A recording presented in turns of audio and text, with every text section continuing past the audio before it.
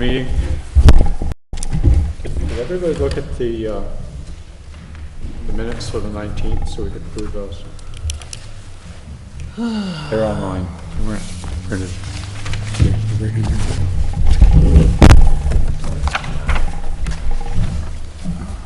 Or the next page. Or the next page. Oh.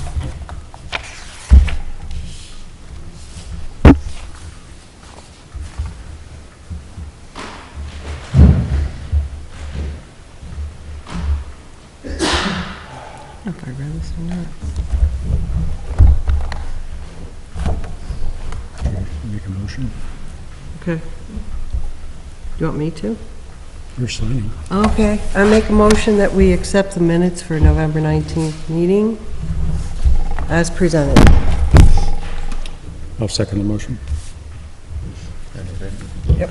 Okay, so those minutes are approved then.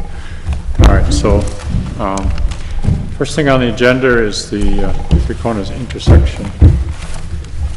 Well, we had a considerable discussion last meeting, not last meeting, the meeting before, 2 weeks ago.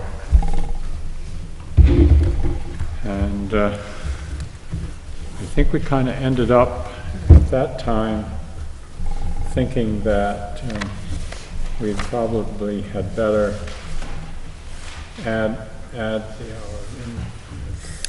further investigate the cost of burying the utilities in that right in the center there, and so we can present a number to the voters, hopefully at town meeting. It may not work that fast. It may have to be a special meeting, but we have an affirmative vote to do the project without touching the wires. We have to remember that, and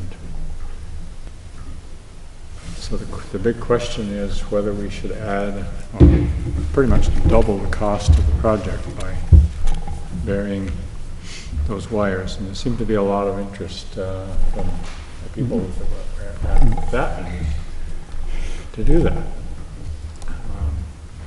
But that's not to say the whole town wasn't here by any means. And so it's hard to say how that would come out with a vote. So you have any thoughts? Well, Gordon, I'd like to make a motion and to discuss it, basically to move forward with getting the additional information that we feel we need in order to get firmer prices and so on. Yeah.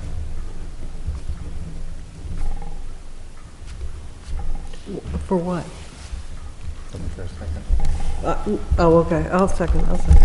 Well, let me make the motion. Yeah, go ahead. Oh, I thought Okay. that was it. I thought that was it. After getting broad general estimates, I make a motion to move forward with the exploration of burying the three-corner intersection utility lines by considering all alternatives, their feasibility, and the costs. Oh, I'll that's need good. that wording. That's good. I'll need that for. Oh, Okay. yeah. A second.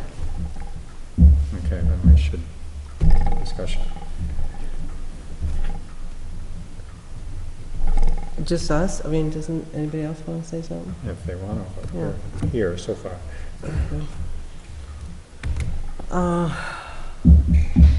I'm in favor of burying the lines if we get a private citizen or citizens to pay for it, like Lawrence Rockefeller did in Woodstock. There's no problem with that. And the likelihood of that is probably not great. I don't know. I think there are people that could be asked Yeah. in town So do I. who have enjoyed the benefits of living here and perhaps feel the need to contribute Yep. to town.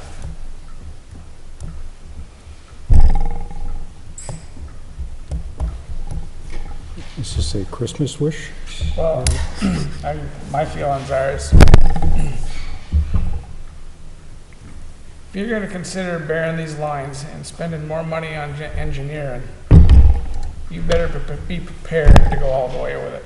If you're just gonna spend another $15,000 or $20,000 to decide it's too expensive, then I'm done with it tonight. I don't want to talk about it again.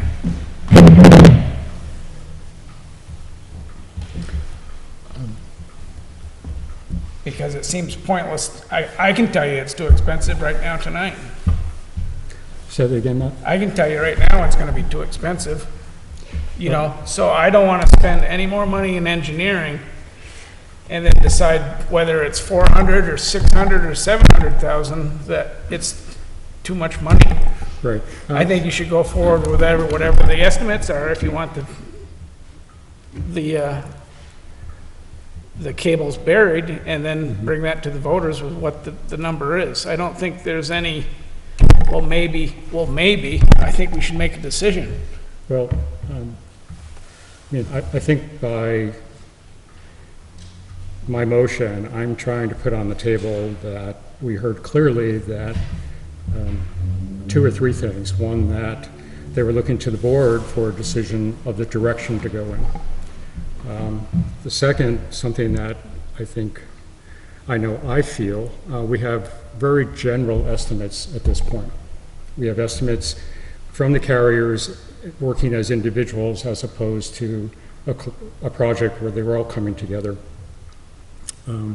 So we need more information there. And third is, if we're going to consider bonding this project, which I think we're in agreement that that's an important thing to do, that the impact to the village of having this project completed as a whole, the landscaping, the cabling, and eventually the sidewalks, will have a major impact on the appearance of the village. So those are the three things that are on my mind. And I don't really want to consider the cost too high or too low until we actually get all the information that we need. And yes, it will cost money for engineering. If you're not ready to go all the way with it, I don't think you should spend any more money. That's my feeling. So when you say all the way, what do you mean? I think you can come up with a reasonable, what if it's 1 million or 1.2? What difference does it make? Well, also, Matt, It doesn't. we haven't explored the alternatives. I mean, we talked about this a little bit. What about leaving in the air the utilities that are just running north-south, pushing them back as close to the mansion as possible, and then burying the other 3 or 4 that don't go north-south. One of the carriers is already buried. So there's still options that are, besides just one trench coming across, that can be explored. And those options may have different price points. I can't help but see Matt's point, but I'm not at all sure that the voters would see it that way. I'm afraid that they're going to come right back to us and say, hey, we have to know what we're voting for. They're going to say, we want to know, how much is it really going to cost? That's sort of what I'm saying. Let's find the number and vote on it. Yeah. I don't want to spend 40 grand and then decide, oh boy, we're not going to put it up for vote. Sure hope I think we should. I sure hope we can come up with a number for a lot less than that. Well, We'd think wouldn't surprise me. these people who are going to profit by putting this wire on the ground ought to try really hard not to charge us too much to know what it will cost. Did you talk to the engineer? So let me interject a little bit Yep. here. It was at this point that I brought it to the board, essentially to begin with, that we have, this has been kind of moving forward in a slow way since May or June, when we went to a couple of the property owners for easements. This discussion came up to revisit this. This has kind of gone in steps. This is maybe the second or third step in that process. Part of that process was, a question put to us, hey, I don't think it was $1 million to bury the utilities. You know, can we take a second look at this and come up with a truer cost? We've come back with a price that is more like 462. I don't have it on me, but somewhere in that vicinity. That doesn't have everything, but what it does tell us is that it certainly was less than $1 million for the utilities, although together with the original project, it is close to $1 million. That figure, I think, is enough to come to the board and say, hey, we've got a fresher number. This is kind of a number that I'm going to give to you. What do you think about this? And I think, but what I don't feel that this is if the board is, if we're going to then turn around and present this to the voters, I think we need to do more homework at the end of the day. I think this is homework for you to make a decision to proceed or to stop. Yes, I think that this is a point where you have got is $1 million acceptable figure for this project, including the utilities? Or is it not? It's a ballpark figure. Now, would I stand up there on town meeting day with the information that I've got and say, this is the project, this is what it's going to cost, this is what we've got, these are what the options are? No, I don't think that we can do that. But this is kind of a next stepping stone in the process of kind of saying, hey, this is where we're at. Do we want to continue or do we want to stop here? And if we continue, I think that that is going to go to, from what I'm reading here, that's going to go to the voters, and I think we need to have more information to that. And yes, I can get into this in a minute. It's going to cost some more money to get there. But at that point, you're voting on a project. You know, you're voting to move forward, and you've got a pretty good idea what that project is and what it's going to entail. Right now, we've got a conceptual process and a conceptual price.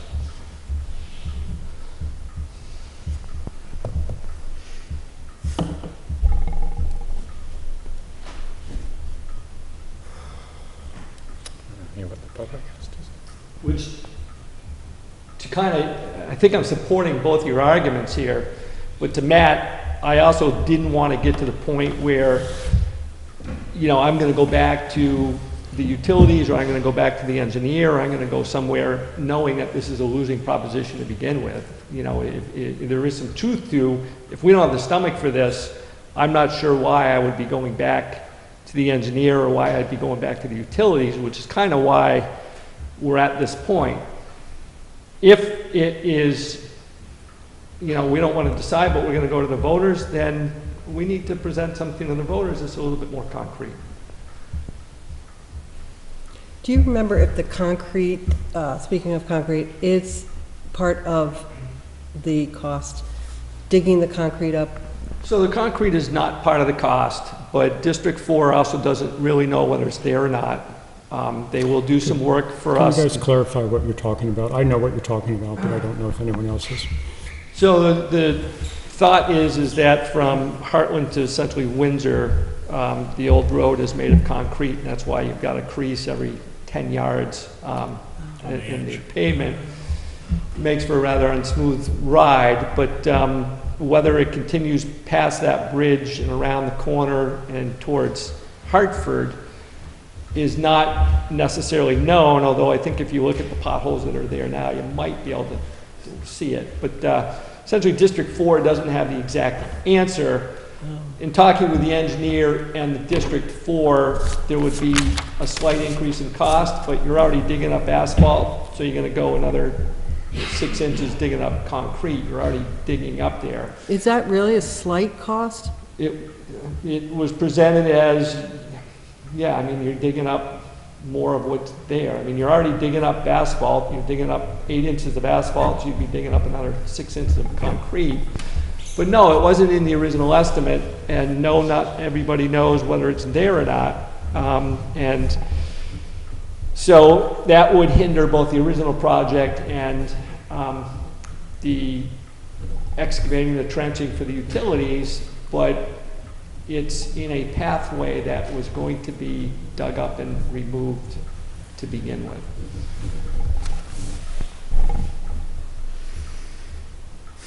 And the contingency isn't in that original budget. So, which is part of the original, which kind of also brings us to this point. So it's kind of a two-pronged discussion to this, and fortunately and unfortunately it kind of comes together as one, is no, there is no contingency in the original project, and it's questionable as to whether we're fully funded or whether with some of the construction engineering or if anything goes astray, whether we've got the full funding for the project. That's the original project. So I originally came to you and said, you know, I think it'd be best to borrow for the original project, free up the capital project fund to use for other things, and to make sure you finance yourself for the project, include a 10% contingency, and I gave you some numbers for that, including some extra numbers for construction engineering. That brings us to one set of numbers, which was about $550,000, I think. That's kind of one discussion. And then the next discussion revolves around the utilities and the bearing of utilities. And if you were to do that, you would absolutely need to borrow, or I would recommend bonding at that point, because it would most likely be a 20-year bond for the entire project, which would run about $1 million. So, you know, I think that that gives the board a reasonable amount of information as to whether this is intriguing to you or not. I just don't think we've got enough to say. I think that, you know, your feedback kind of dictates where we go from here. And if it's a positive feedback and it's positive to bearing the utilities, then I think we need to take the next step for the voters. If there's no stomach for this, then, you know, as Matt said, I think it's best that we not waste, you know, my time, the engineer's time, the utilities' time for a pre-scripted answer that, you know, nobody wants, you know, to begin with. But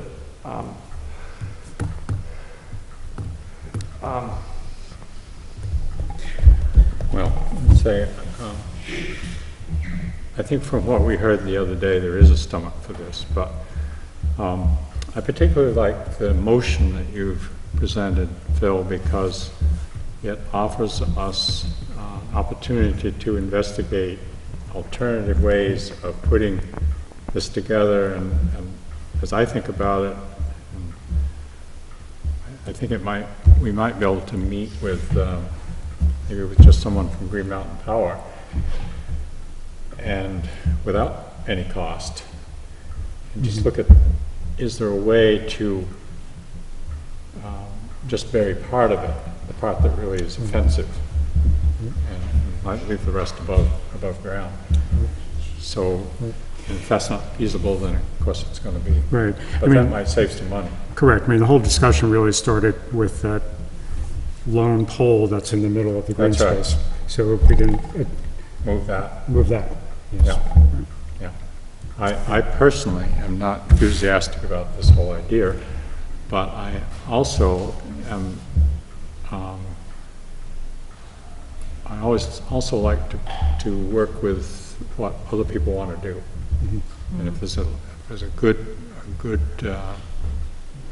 feeling in town for doing it, I mean, I don't live right here in the intersection, so I'm up there. Maybe if I lived here, I'd feel a little differently. I don't know. So I would go along with however it comes out. So, does anyone else want to contribute anything to this discussion?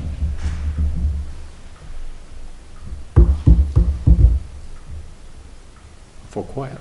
Sarah. I think you have a solid motion that's been presented to you. I think that with Matt's questions about is there appetite if the information comes forward that has possibilities in it.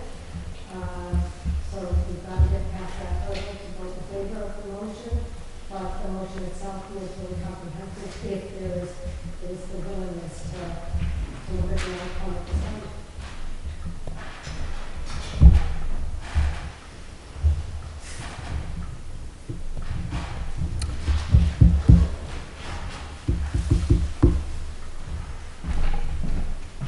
That's it? Okay.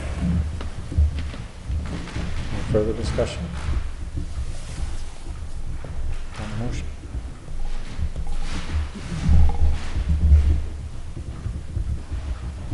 Okay, let's take a vote then. Say it again? Let's vote. Can you read the motion? Yeah, Uh, yeah, read the motion back. See if I can read it the same way.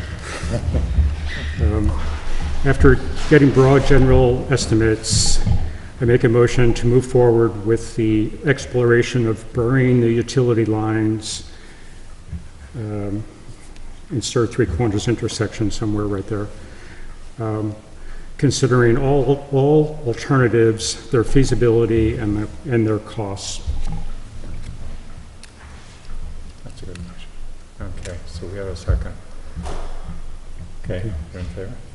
Agreement? That's a yes? Yes.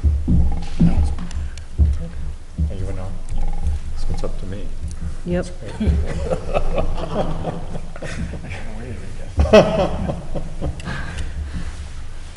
Well, I think it's a good motion, so I'll say yes.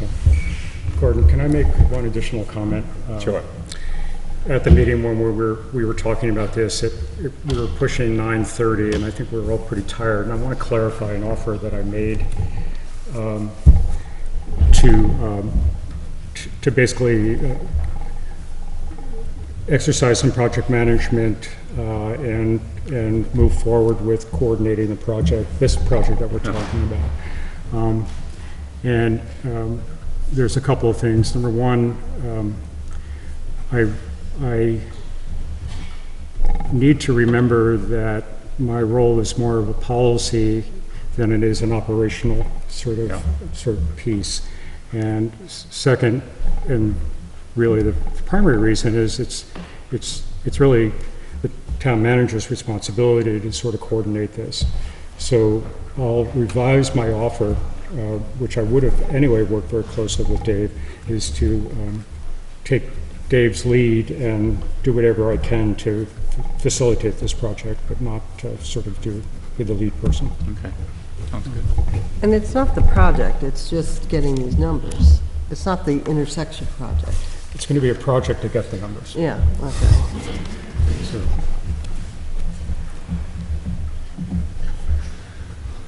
Okay.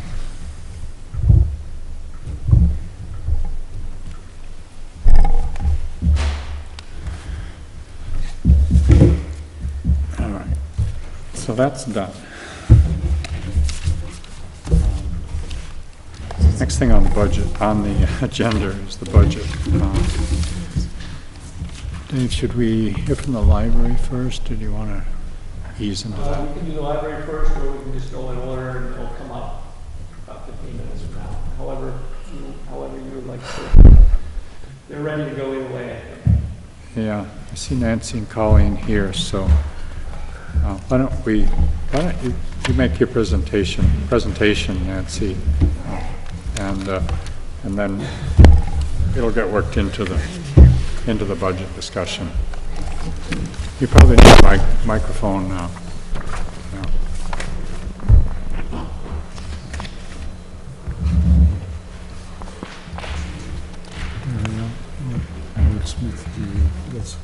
Yeah, yeah.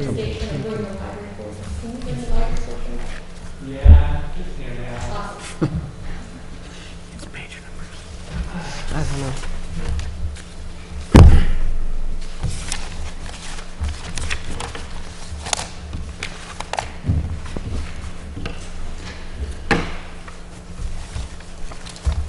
While Dave's getting that up, I just wanted to say that a couple things about the library that we're excited about. The library was one of 50 libraries in the country to receive a coding club grant from the federal government. It's a 6-week coding club, which will begin in the spring of 2019. It's geared towards kids, but all ages can participate. And the library also received a Mascoma community grant to purchase equipment for a memory lab at the library. This will allow members of the community, town departments, the Historical Society, and others to digitize old VHS tapes, cassette tapes, and scan and digitize photos and documents at no charge. Wow. So the library will also be scanning historical documents and making them available to the community online. So we're really excited. We had 80 programs this past year, 50 kids programs and 30 adult programs, and we had 21,900 visits, which was up about 3,500 from the previous year. And we circulated over 25,000 items, and about 1,500 ebooks and audiobooks were downloaded. So it was just a few points that I wanted to tell the select board and some things that we were excited about. How's the roof? And we have a new roof. And we have new front doors as well. Oh, good.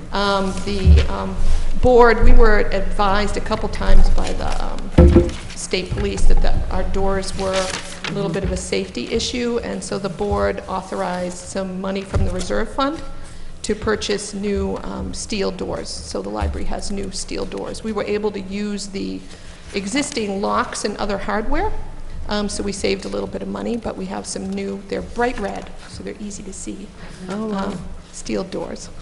I don't know how the skylight issue came out. The skylights, did we end up with the same skylights? Are they new, or what happened there? No, Dave, can you speak to the skylights? There was one skylight I think done and had a flashing, a new flashing kit for it put on. That's what it was. So just fixed one of them. Yeah, the other roof has two, I think, so this one on the side. Yeah. But we didn't replace, we didn't. You didn't cover anything over? No. Good. Well, go ahead with your. So if you look at the proposed budget, we're looking at the two main increases are for in the director's pay line item and also the children's librarian. We're asking that the children's librarian have an additional 8 hours. She's at 18 hours right now, and we would like to move her to 26 hours. We've had some, there are some labor changes going on a little bit in the library, as there are in other organizations that have relied on volunteers in the past. The library, for quite a number of years, has relied on volunteer staff for the main desk.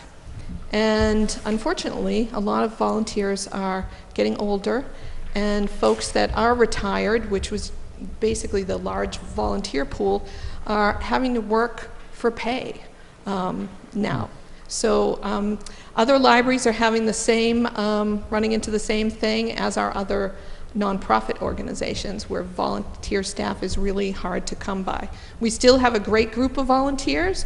They're just shrinking in force. So all of the staff is adjusting. We're adjusting what we do because we're spending more time out at the main desk too. Are there any questions before I? So that's quite a significant increase for the children's library. Is that Yes, that would be, it's, Oh, wait a minute. it's, No, I'm in the wrong column. Where it says circulation pay. Head circulation. That's the one that goes up a lot. the head of circulation is, this year is at 27,448 and is going up to 28,197. Oh, That's just the cost of living okay. increase. Okay, I see. No, I'm in the wrong columns. I'm looking. Yeah. Yeah, you were looking at J. I was looking from 18 to 19. In the wrong. Yeah. Okay, from 16 to 23. Okay, so that is quite a bit. Yeah. But that's an additional 8 hours, you That's an said? additional 8 hours. So that we'd like to do that because the children's librarian right now does, along with doing librarian reviews and purchasing materials from kids aged birth to 16, she assists parents and children at the library, answers reference questions, assists children and adults on public computers, develops Engaging library displays for youth, seeks out and develops relationships with the school, agencies serving children in Heartland, the rec department, the nursery school, daycares, works at the main desk, and develops plans and leads youth programming. And she's doing that in 18 hours. And we're finding we have to say no to some things in the community, and we really want to be able to say yes to those. And we want to be able to say yes to things like scheduling regular weekly after-school programs on different days for different age groups, adding early literacy programming, including early literacy STEM programs, having a regular infant-toddler playgroup, having monthly evening family programming, which happens sometimes, but not as often as we'd like, and as often as we hear from families that families would like, and developing a comprehensive teen volunteer program, and having regular evening programming for young adults in the community as well. So that's what we would like to do. The children's librarian, the current children's librarian, has worked at the library for 13 years and has a very deep commitment to the young people in Heartland. Are there any questions about any part of the budget? Oh, how much are those grants? Sorry. Sure. The coding grant, they grant us the software, training in the software and support. So Amy and I are doing training right now. Our first training is January 8th. And then the software that people use, this will be a software that folks log into with a computer. So they have the class at the library, and then when they're at home or anywhere else, they can still log in and work on their projects. And the Mascoma grant was for $400. So we used some other library fundraising money too, and I got some good deals on the equipment. So how much did you say that other one was for? The other one doesn't have cash. It's not a cash grant. Okay. The grant is the software and the training and the support. I see. Thank you. And is that accessible, or will it be accessible through the library's website, once you log in through that, or is it going to be a... You will have your own login. It will be its own website, and the person will have their own login and password for that. I saw that there's nothing in there for cleaning. Where is that item? The cleaning is in the general fund with the maintenance of the building. That's probably towards the front. I don't know the page on the top, off the top of my head. Did you change that to 0, Dave? That's always been up the building. When they switched over to backhand, Cat can do. stay under that same budget line. We'll get to that in the next few minutes.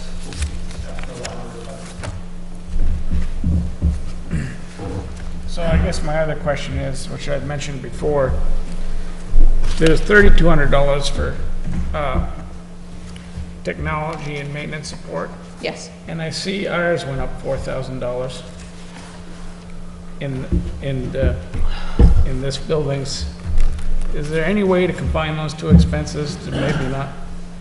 So that, I mean, that'd be $7,000 this year in technology and maintenance support. Our technology and maintenance support item covers our database that we use at the library. It covers the downloadable audiobooks and ebooks, and it covers our membership to the Green Mountain Library Consortium, which is a consortium in Vermont that we belong to offer our database that has all the library holdings.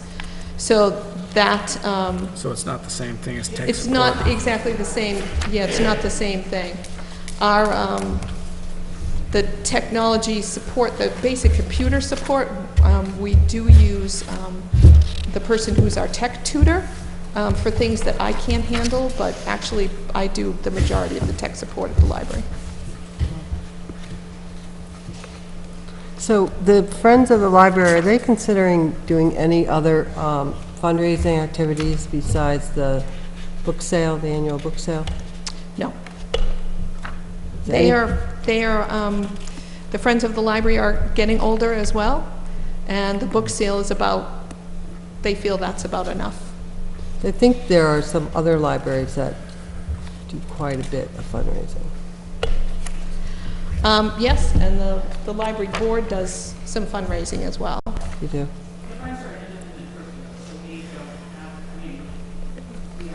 So the board does. We have a relationship with them, but we don't, like, we're not in charge of them in any way, so we can't coordinate. Yeah. We would not ask them or tell them to do anything, because they are not our subordinates, they are independent. They're an independent 501c3. So let me organization. rephrase.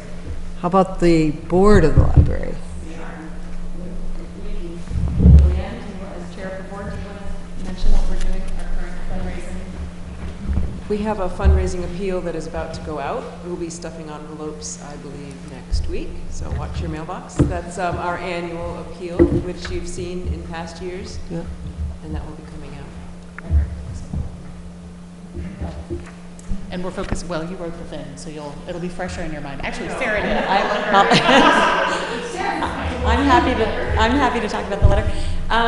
So we decided to focus on technology actually this year. There have been so many exciting technology initiatives this year, and there's more we want to do. And the thing that we really have found is that patrons want access to technology, and they want it to be relevant to their lives. And so things like the Memory Lab, we think is going to be a really powerful way for older members of the community to connect with their children and grandchildren over, digitizing these family photos and putting videotapes online so that other family members can see them.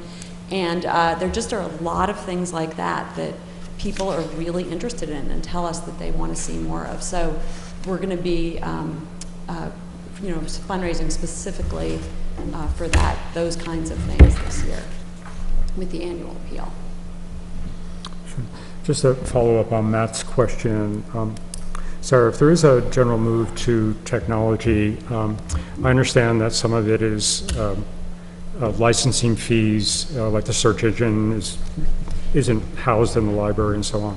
But do you see an impact on or a need for additional computer horsepower at the library itself, or is it all going to be abstractly out there somewhere? Good question.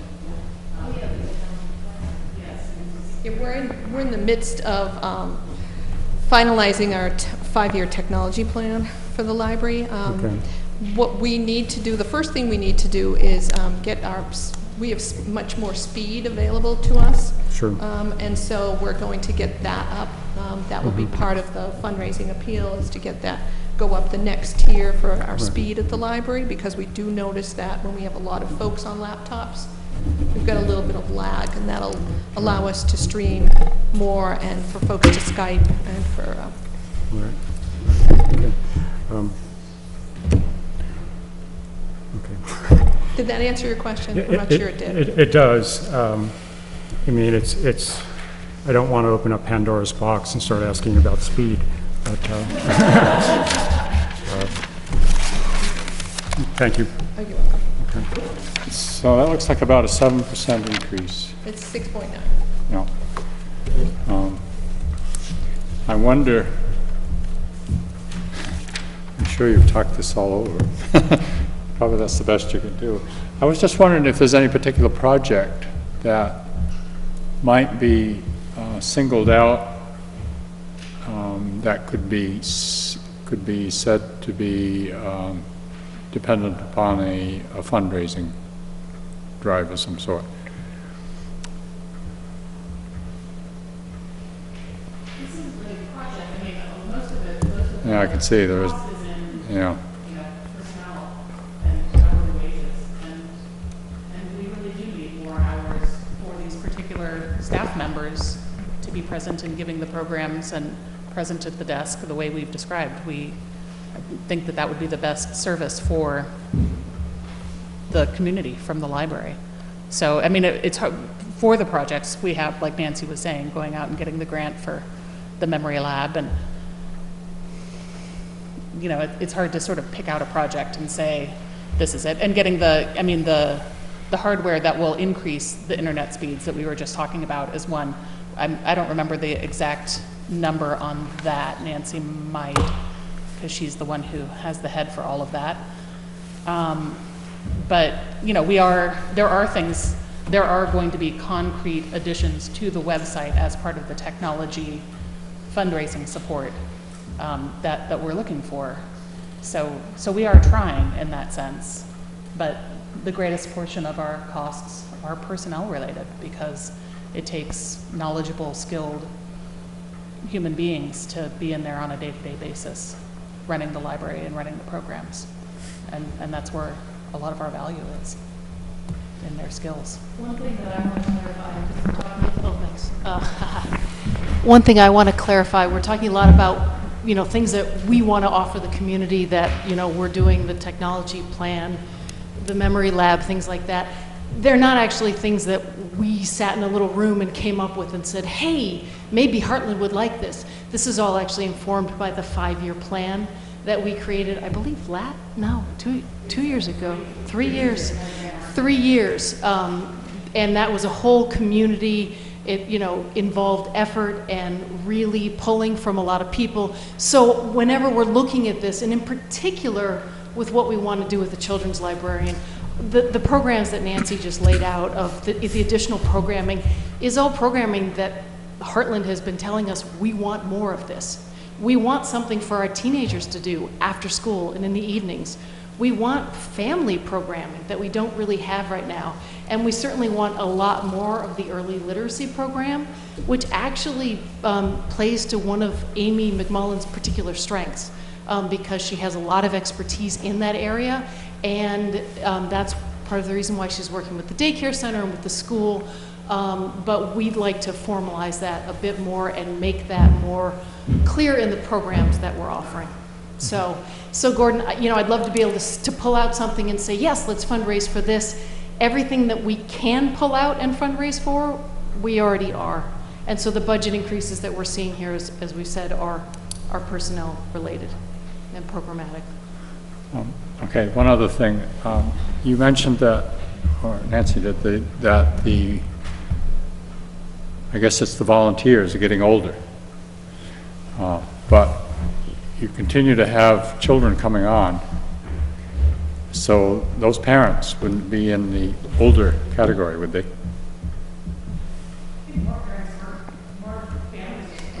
Yeah. Yeah. There are fewer single parents that are, you know, sort of have the flexibility of one parent at home a lot of the time.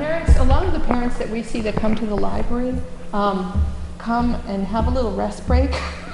Yeah. Because they seem to be going, you know, from here to there, and they're very busy people. We've been trying to recruit volunteers, looking at different agencies.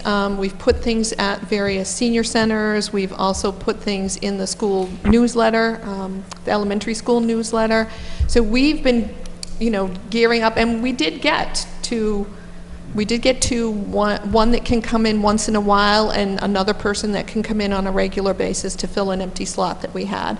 So that was a wonderful success. Then we lost another volunteer shortly after that. So so it's a challenge. I know Norwich is feeling the same challenge. They use a lot of volunteers, as is Windsor.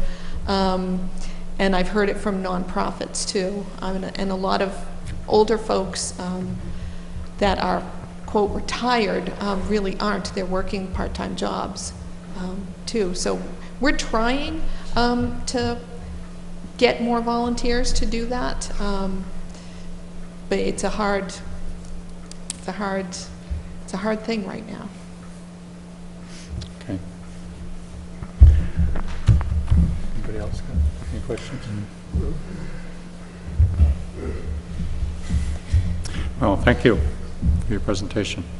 All of you. Thank you. Thank you. Thank you.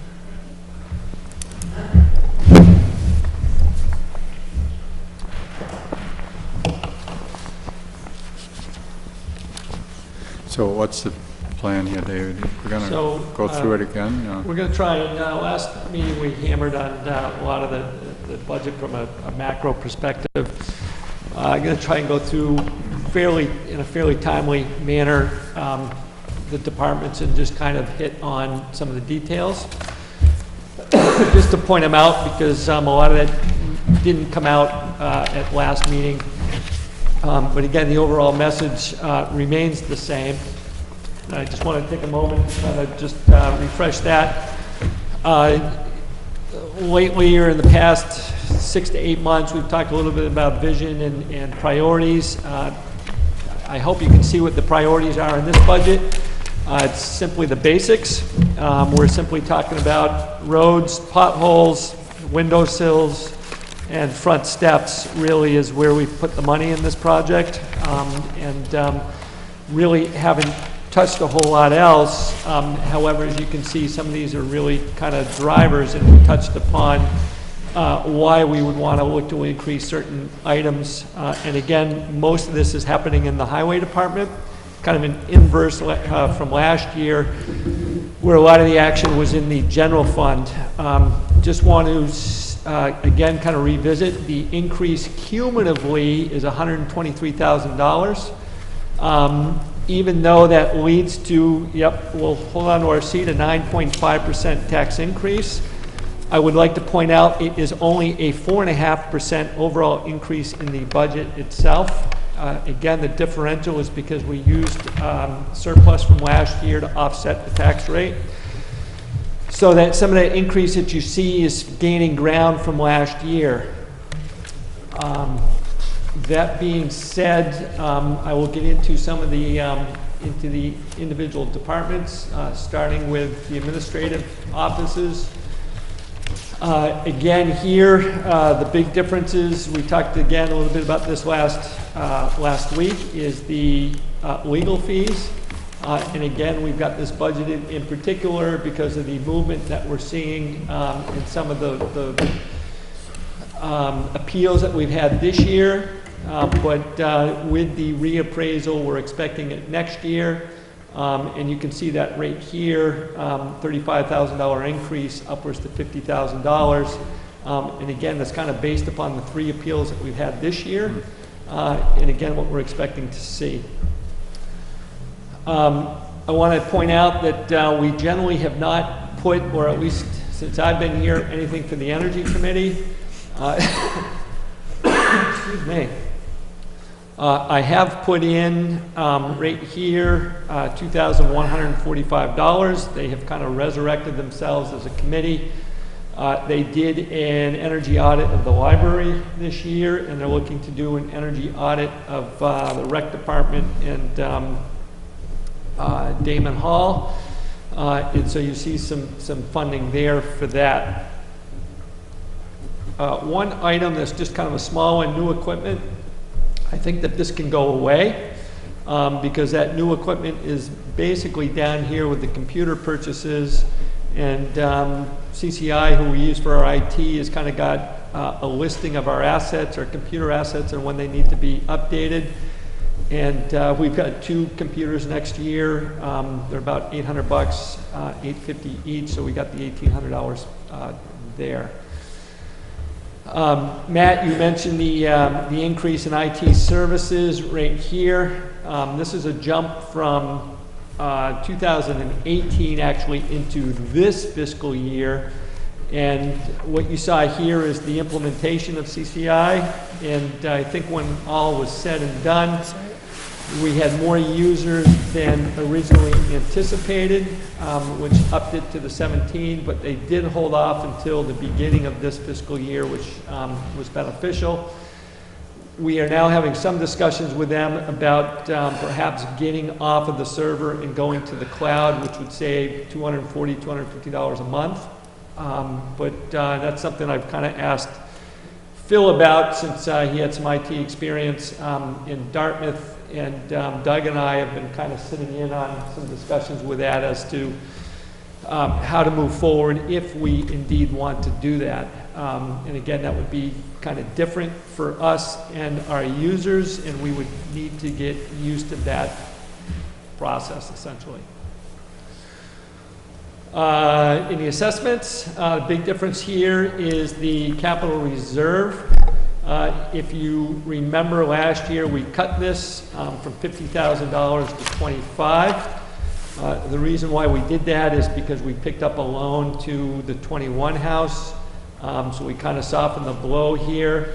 I outlined last year that I would start to build that back up. I mentioned that I would build that from 25 to 37,000. And just to give you a quick preview, we do have the fire capital plan, and you can see that we went through to 25. They had originally $120,000 for SCBA equipment here. Yeah.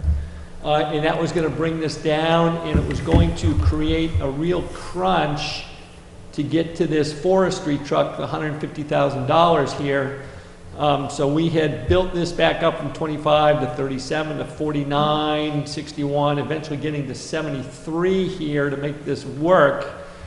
But since the SCBA is not 120, they have, it's going to come in at 66. Oh, that's They, due to the fact that the SCBA is not going to be 120, they also would or have requested a camera imaging piece of equipment. Bill, you might be able to help me out with that. But yeah, thank you.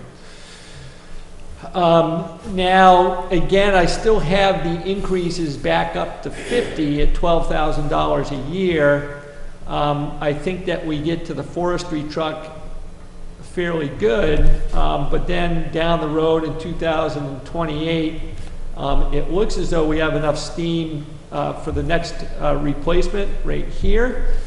Although this is $300,000 in 2019 dollars, so this is 8, 9, 10 years away. It is, I would say, a little bit questionable because you've got to sustain the $65,000 and or you need to get to the $50,000, otherwise you're going to be out of whack. But this is looking better than it was last year anyways when we cut this from 50 to 25. But just know that we do have the purchases here in 2022 scheduled and the one in 2028.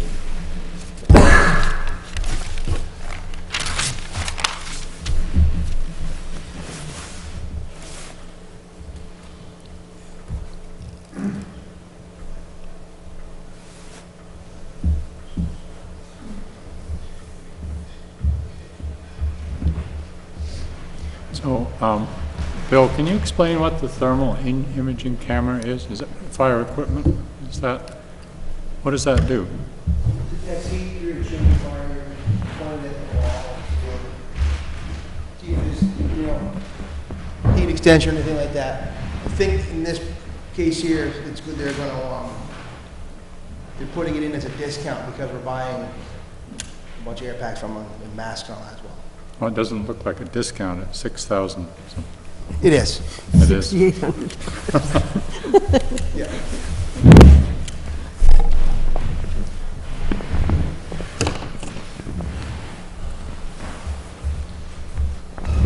Town constable stays the same. It stayed the same simply because we haven't really utilized what we budgeted in the past, but we haven't really tinkered with the pay on this. In last year's budget and this year's budget, it stays the same. Other than, again, I'll just reiterate, there is a cost of living increase in here for 2.7%. As well, except for, actually I'll point out except for these two. But on the animal control officer, we've upped the mileage from 300 to 750. Tammy is quite active, although Tammy has stepped down, but nevertheless, we've kind of budgeted in line with where we've been at.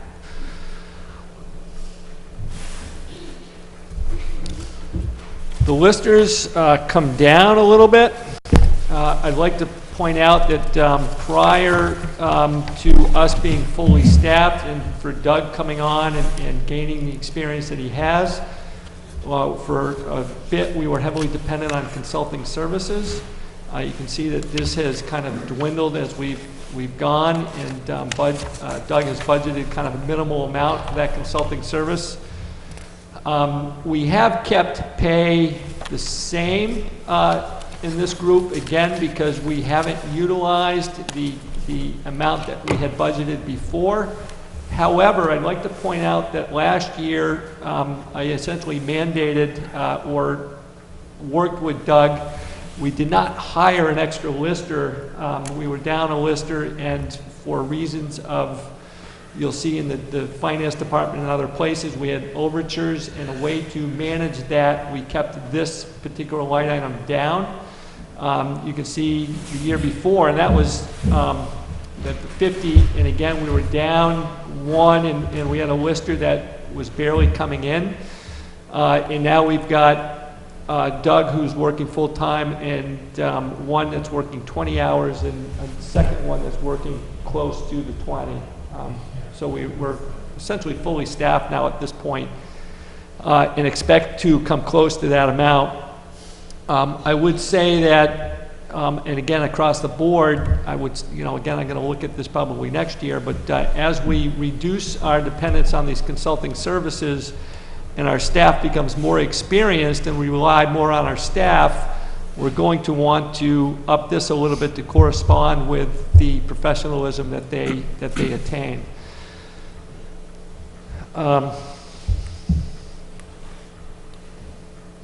One other thing, postage comes down a little bit in this department. Again, the reappraisal is this year, and some of our expenses go away for next year. Clyde, do you want to talk about the town clerk's office? Do you want me to? Okay.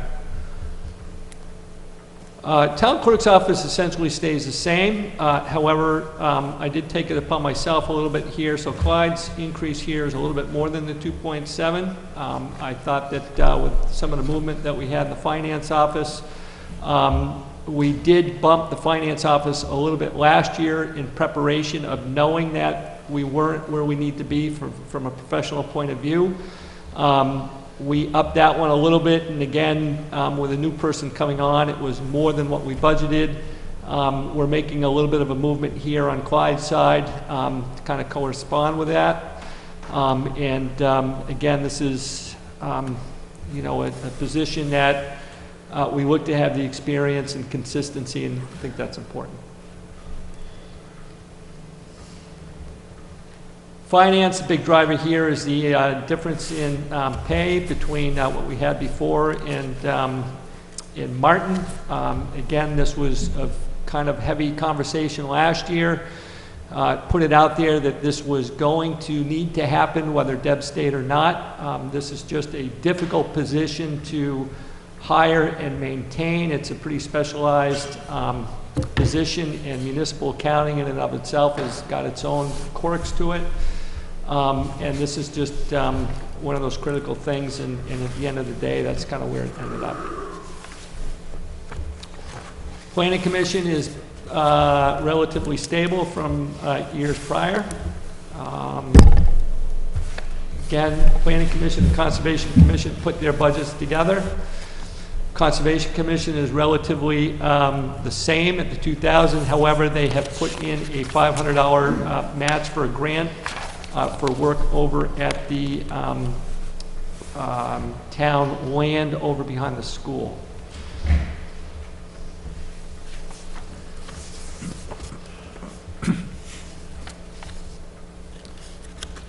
Foster Meadow Library, there's a small increase here. Actually, in proportion to the amount, isn't all that small, but again, I think this is a number. If it wasn't 85, it was 9,000 I tried to get up to last year on this particular line item for repairs and maintenance. We cut it back last year to 7. I'm trying to up it again to 8,500. This is just a consistent problem with the HVAC system and other pieces over at the library. However, it seems as though the more we piece that together, the newer it becomes. But that is and has been a problem child, that and the furnace over the last 5-6 years. Going to kind of skip the memorial building in North Hartland School. Big drivers here where some of the changes revolve around fuel use from last year. Although I didn't make huge bumps, but we seem to be off to a similar winter as we had last year. Hopefully we stay away from the minus 25-degree weather. Rec Center, we spoke about this a little bit last meeting. Colleen, Mary, and John had a pretty good discussion on this. We have a decrease of close to $20,000 in this department. A portion of that is certainly the health insurance, which goes down in all of the departments. And also the way we have budgeted the after-school payroll. I think that the 35 was a little bit high this year. When we spoke to John and kind of put together the hours that we think that they're working, is down to 29, and I think that that's more in line with what we've done historically, even with some of the increased activity that we've had there.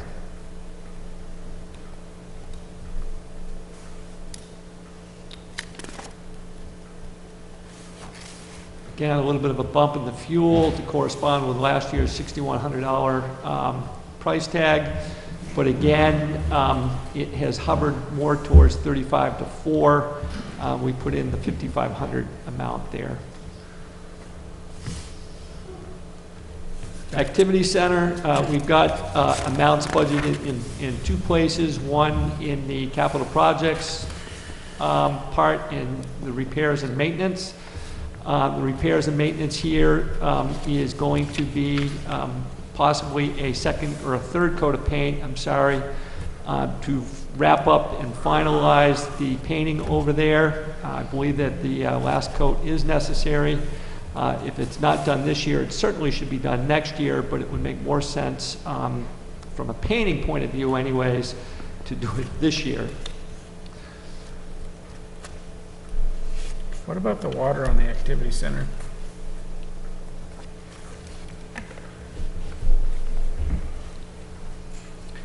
Is that testing? Is that the? I believe it's the testing, correct. I lost it, but I believe it's the testing now. You don't want to budget a higher number for that, or you're not going to? I believe, and I'd have to go back, but there was a actual bond in here for the water, and I believe that that has gone away at this point, going into fiscal year 2020. So I believe that part of that was in there. Somewhere else.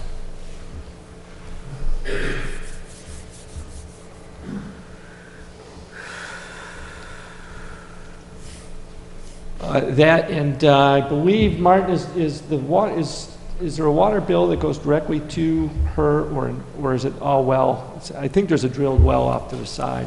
So I think that's, yeah.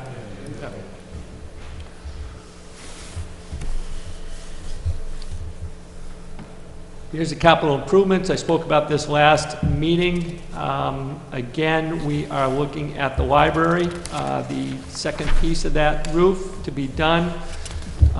We are looking at the small side roof off of Damon Hall, which is over the vault. The recreation center, $27,000, makes up the front steps, the overhang over the front steps, the gutters off the back, and the 2-window replacement off the back as well. And if you haven't been over there, I would strongly recommend you take a look at it. That in particular needs to be done, as does the library roof. Leaves us, again, I kind of level funded this because we don't have money in the building reserve account, and we don't have money set aside for a new HVAC system.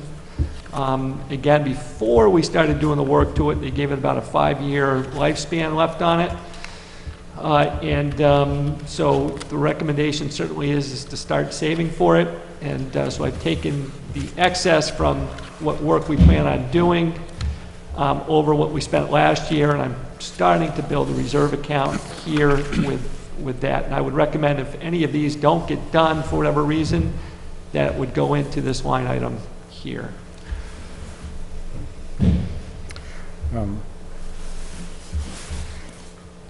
Dave, do we have an estimate for the our Leaning Tower of Pisa the vault that seems to be falling into the earth? So we don't have an estimate on the lien, although there seems to be some consensus that we do have markers on there. I'm familiar with the markers, and it has shown yeah. movement. However, I mentioned last week that we do have a good drainage issue on the sides of Damon Hall, in particularly where that access is, water coming in off the street, water coming off of the roof, and the roofs, it kind of filters into that corner there. There's been some talk that it's a good chance that it got spongy or there's drainage and there was movement at one point in time. I think that may be something that we look at with the drainage, some of the drainage in and of itself. Right. And I feel very strongly that we have tripping hazards outside with the sidewalk, that I'm sure it's coming apart because of the drainage issues.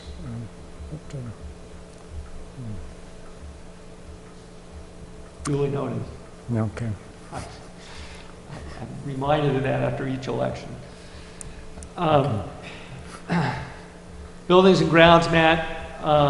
This is where we have budgeted the janitorial services. This included Chris Mangus and Cat Can Do, with the proposal of having a highway guy act as a buildings and grounds person. I have done away with, or proposed to do away with Chris anyways, and this position pick up that work. However, for the time being, I have left the library alone and the system that they have, just simply to see how it works with this position and in what direction we get pulled and how well the job that we do, and the different things that may go into this. So I've left this alone, and we can pick up this discussion at a later time. But it seems to be working for the library, and again, I would switch over the buildings and grounds highway person to the rec center and Damon Hall, and our needs again over at the activity center or the North Heartland School, or anywhere else that we get pulled for these purposes.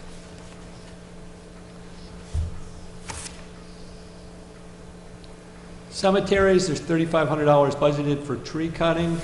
That came from the cemetery committee themselves.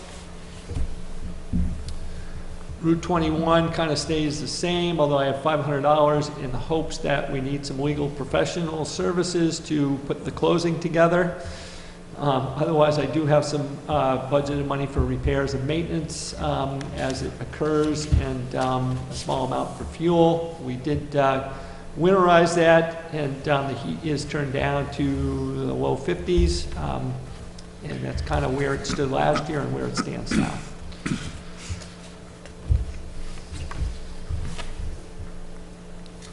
Appropriations remain relatively unchanged, other than the fact that we are still waiting. They came to us and said they're going to raise money for the farmers market, although I have yet to see the final request or petition from them, as far as I know. I thought there's a line in there for the Heartland Community Connection, and I'm not sure I know what the state of that group is right now.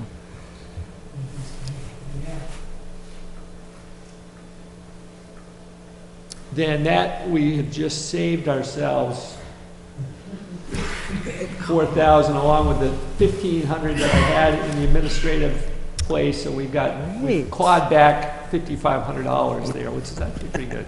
That is good. Although there has been talk that they may come at some point for a $1,000 one, but I have not seen something from them, although I understand they're kind of in the organizing stages, Right. putting that together. So we hopefully and unhopefully, good for us from a budgeting perspective, but they may come back. Okay.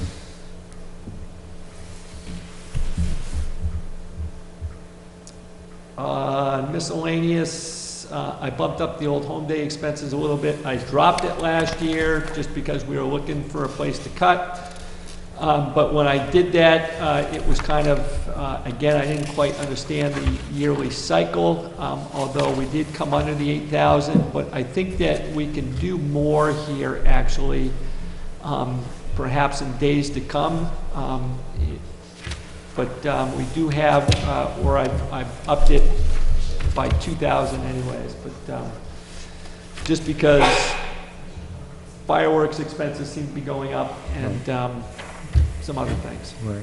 And Nancy, you made the point of the volunteers being, so this is another group that we can't find the volunteers to help with. So.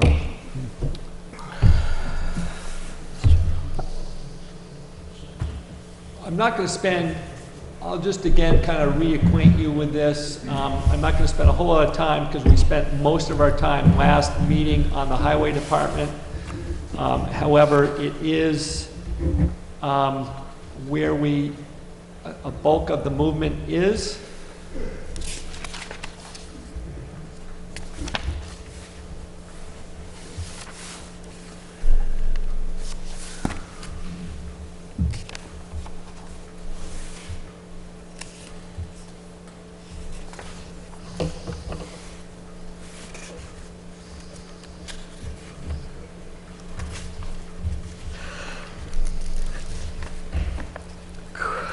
Health insurance goes down despite the fact that we have an extra employee proposed. Again, it's kind of it'll be through the highway department, but with a focus on buildings and grounds. Therefore, you see the increase here in the labor, both in summer and winter. We could potentially split that off into a separate department in and of itself, but for now, it's just kind of in the mix. Again, we upped the amount for hardpack by 10,000. And again, we went through some graphs on this. The paving goes from 80,000 to 120. The sand, we've got some movement here because we want to start mixing in some manufactured sand. We do go down a little bit on the salt based upon prior years, Mary, even though that has been, I guess there's been some supply and demand issues going into this year. So really, again, in the highway side, they are very specific items that are targeted. It does lead to a bulk of the increase in the budget as a whole, other than the legal expenses on the general fund side. Again, we're looking at the added person, we're looking at the hard pack, we're looking at the pavement. The last thing I guess I'll leave you with, and again, I kind of went over this last meeting, the flat spending that we've had over the past 7 years in the highway department. The problem here is that we have gotten behind, and in order to catch back up and get ahead of it is a jump. But if we don't get back ahead of it and we continue to stay behind, at some point, if we do want to get ahead of it, it's going to essentially, we got to make the jump at some point. I would propose that it is going to be more expensive and more difficult down the road if we continue to let this maintenance get away from us to get back ahead of it. You're talking about the 80, going from 80 to 120? Both, and in this instance, I am talking about the pavement in particular. I'm talking about the hard pack material for the roads, and the capital projects in the general fund being the steps and the roofs and the windows, etc. And again, we've got, just from the assessments that have been done on the rec center and this building, we've got kind of a list behind that yet to go. Again, it comes back to my opening statement that, this is the basics. We're really talking road basics, road material, and roof shingles and window sills. And that's really the basis of this budget, along with adding a person for the buildings that we have. Without it, the highway crew gets pulled, I get pulled, Martin gets pulled. It's just, and things get left undone, and it adds up, and again, it's going to catch up to us at some point in time.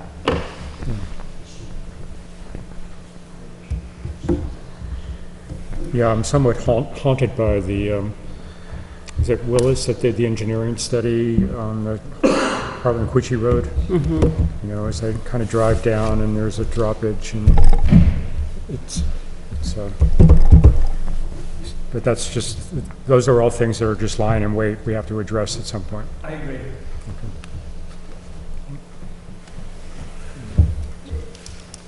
One observation I had was that by putting the buildings and grounds person into the highway fund, it looks like it's going up 22%, but 10% of the increase is actually going to the general fund. You know what I mean? You know what I mean? Because they're actually working on the buildings. So there was some discussion about this internally, and we just decided to go with the way it has gone. It seems to have gone naturally. Even when the prior person was around, highway seems to pick up the slack. When we decided to try and do without that position and be creative and go a different direction, at the end of the day, we looked at the highway crew to pick up that slack. At this point in time, it just makes sense that there is a tie between the two, and particularly in the winter time with the holder and the plowing and the sanding. I also see a natural fit with that person answering to and responding to the highway foreman instead of the town manager. Just seems to be a more natural liaison in my mind. I have kind of kept it split. So this was kind of the way it has been laid out since I've been here, because the reality was, before we picked up Greg, who's working with us now, it was envisioned that the highway crew was going to pick this up. So if you recall last year at this point in time, I don't think Greg was with us yet. Highway crew was spending their time doing the driveways and the plowing and stuff like that. So that expense of the buildings and grounds was kind of hidden, so to speak. I wouldn't say hidden, because it was an increase given to the town crew at that point, which showed up at last year's budget in particular. So it has been present there. Now what I have, so I've just kind of taken that natural fit, so to speak, and said, okay, that's kind of the way we went with it. I'm going to plug it back in, but instead of plugging it back in the general fund, I'm going to plug it back in the highway department. What I haven't done is taken the rest along with it, because I kind of kept it, although I think I will do that next year. So all those supplies that are kind of listed under Damon Hall now, I think will eventually be pulled over into the highway department. You'll kind of see its own little buildings and grounds part of it. So there is a conscious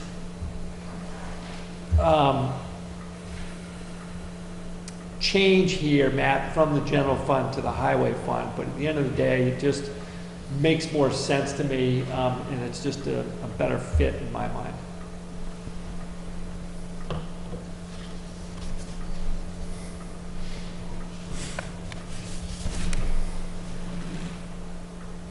Good time for questions? I think so. You've kind of come to the end, right? I put my update, that's kind of the proposal, so to speak. As I outlined, we have until really the first week of January, which is when we kind of need to pull this together. Have a final number, so that actual, at the end of the day, our next scheduled meeting is the 17th, and then we have the holidays, and we've got the 6th, I think it is. So I think there was room for discussion, or again, the private staff is here the library staff for questions, or any details that you might need to know, or otherwise, perhaps some opening discussion, or wherever you might want to go with it. Sleep on it. Rip it up. Rip it up, really? I like it. I am concerned about the employees losing ground because of the insurance. So I want to talk about that. So I'd be more than glad to answer that. At the end of the day, the present insurance that they had, maximum out-of-pocket is $2,700. I'll be honest with you, and I'm a part of this plan. You just don't see that anymore. You know, maximum, something happens to your family, the maximum you're going to spend is $2,700. We bumped it. It was the absolute best plan, and now they're on the next best plan. Out-of-pocket expense to them is now, like $9,400. And again, that is total. So I don't think that you're going to see that in very many places. I believe that's even still better than Dartmouth. Colleges, I know the Platinum plan certainly is, and I think that the Gold plan comes close. The part of the staff losing ground, I will come back to the graph that we talked about. And I'm not sure I need to put it up.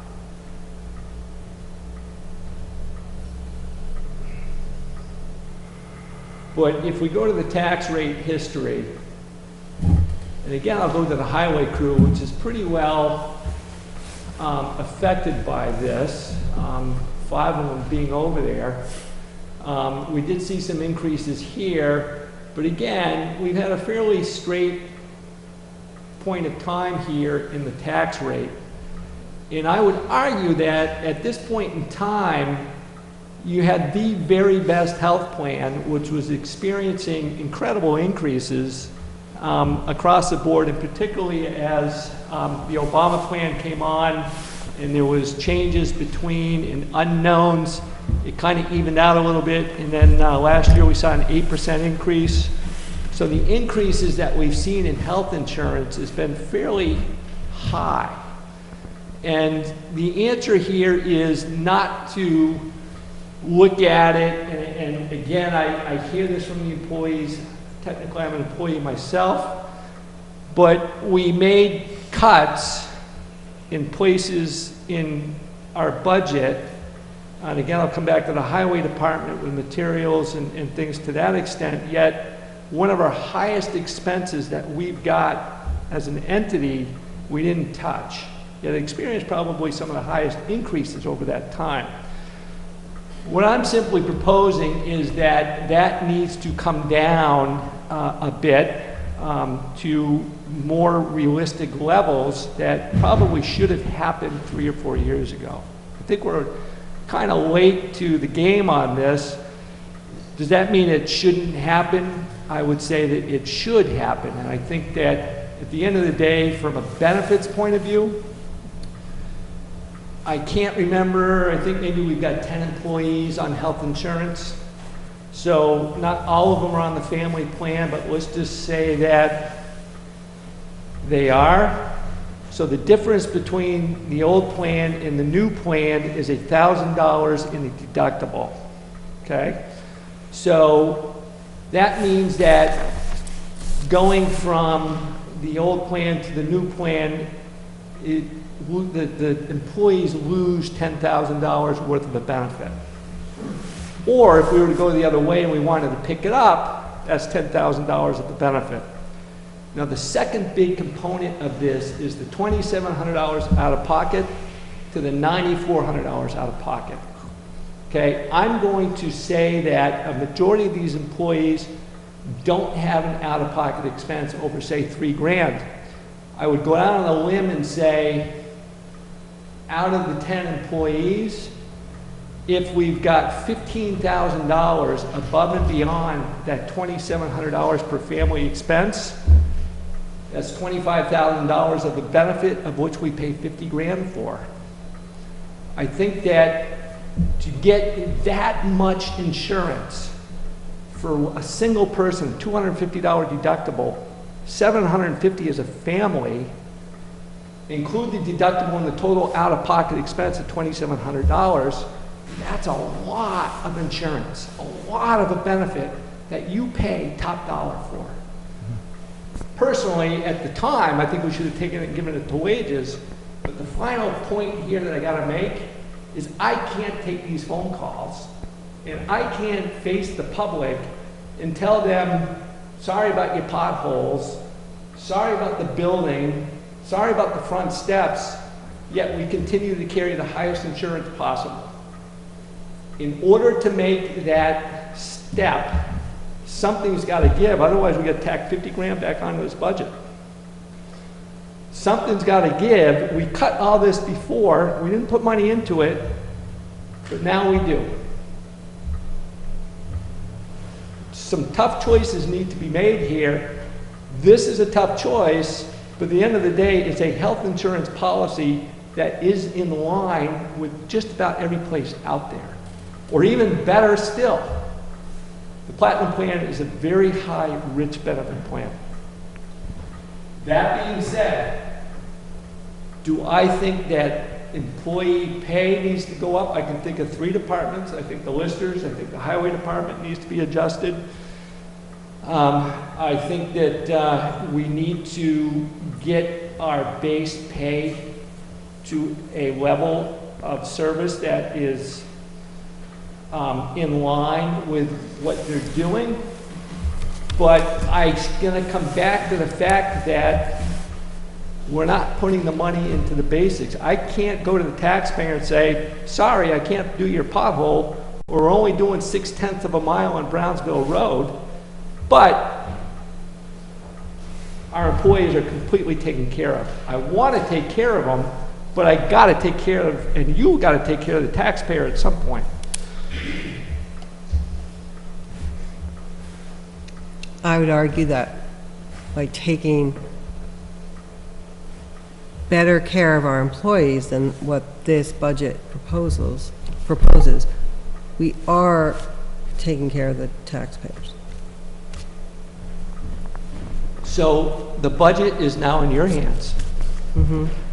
And I have proposed what I feel is though, from my view, what we need to do to put a satisfactory product out there. We can't do this all at once. We're already at a 9.5% increase tax rate. It's only a 4.5% increase in the budget.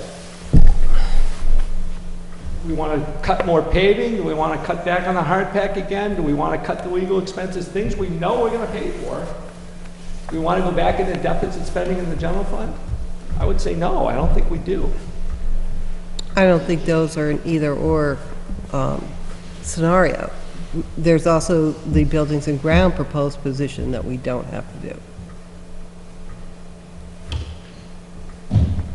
Then I would propose that some of those people that may not or may suffer a loss in health insurance will find themselves shoveling the library roof or cleaning the toilets or something else, because at some point in time, we've got to even this out.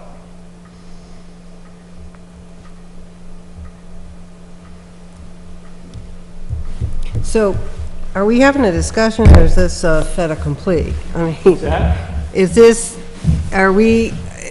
not open for discussion then? Well, this was voted on at a town select board meeting, and the window of health insurance is closing awfully quick. That's why it was brought to the select board 5 weeks ago.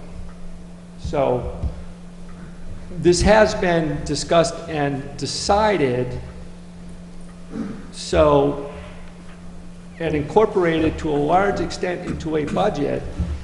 So I suspect that to implement this either way would need to be decided fairly quickly. Dave, can you talk a little more about what you just mentioned was the maybe some inequities in the employees' paychecks or their rate of pay? Elaborate on that a little bit more. So think that based upon the qualifications, and we spoke about this at the finance office last year, based upon what it takes to understand and to do that position, necessitates a level of pay to bring somebody in that understands that. So I would come back to the listers and assessing position, and the work and education that it takes to stay on top of that and to be, on a flip side, to help keep our appeals down, and to keep that expense down means that we need to have consistency and well-educated people in that position. I think that and again, 2 of the listers that we have in there are at a base level and they're learning. I think that that's okay, but I think that as we look forward a year or 2, I think that that's going to need to catch up, as do I think that as Doug continues to do his work, I think that that needs to also coincide with the recognition of the complexity of what it takes to do that, and again, to keep appeals down. I think that as I continue to look at that highway foreman position and lean on that as a more independent, responsible position, and the knowledge that that takes, I think that to maintain that position means maintaining a level of pay that I think is consistent with what we might see in other towns of comparable size. And I would say that there's some inconsistency within that crew in and of itself. You know, I think that some are lower than others, and I think that there's a little bit of history there, but ultimately I think that that imbalance needs to be rectified. You know, again, we made a little bit of an adjustment in the clerk's office. Again, making sure we don't end up looking like Florida. It is important that we maintain the experience and understanding of the state laws and what it takes. And again, I think that that takes some support and understanding. So I think that at the end of the day, we need to understand what it takes to do the job well, and when we do the job well, what that means for us as far as working efficiently and making sure that we don't come back and do things repetitively in the future. And I think that that's important. And I think that I think we're cultivating a good crew, and I think we need to kind of work towards keeping that. I think that I've mentioned this in a managerial update recently. I think we've got a young crew for the most part. You know, Bob has turned over, Carolyn has turned over. I don't want to say this too soon, but Clyde kind of hints every now and then that maybe he's getting ready to do other things. But as we work towards that change, then I think we need to work towards making sure that we have a staff that we feel comfortable with handling the complexity that a municipality does today. You just made my point for me. But I'm going to come back to the fact that you've got basics that we've neglected, and I can't justify a $2,700 benefit for $50,000 more. I just can't justify that in my head. I'm sorry. As much as I want to support them, I don't think you'll find that. I think you'll find that in very few places. I think that looking at it as a loss of a benefit compared to what is an affordable benefit and rational, I think that the Cadillac plan, so to speak, and I think there may even be a Cadillac tax out there, which this plan would be. I'm not arguing for the Platinum program plan. I'm not arguing for that. Never mentioned that. I am, I'm looking at the gold plan that you're proposing. Yep. And I'm proposing a health reimbursement account, HRA. I'm sure you're familiar with that, right? So that money is owned by the town. So that what's not used comes back to the town. So for instance, I'm not even sure at a $1,700 deductible, I would do it to be honest with you, a health benefit account. St. Johnsbury went from $1,000 deductible to $5,000, okay? So the difference between the 1,000 and 5,000 was picked up by the town. Half the people utilized that, half didn't. That's why you self-insure. Going from 750 to 1,750, I'm just not seeing, I think that the gold plan and what we pay into a plan is a reasonable amount of benefit for the employee. But that HRA could be used to pay towards the deductibles, right? So you go from a $750 to $1,000 deductible. I just think that even at a $1,750 deductible, that's one of the best deductibles that you're going to get out there is for an employee. But it's a $9,400. That's an out-of-pocket expense. So you're confusing the two. Okay, Don't well, confuse an out-of-pocket expense, which is the total that they can possibly spend. So if something happens, they get in a car accident, 4 kids are in the hospital for a month, the most you're going to spend is $9,400. The deductible is $1,700.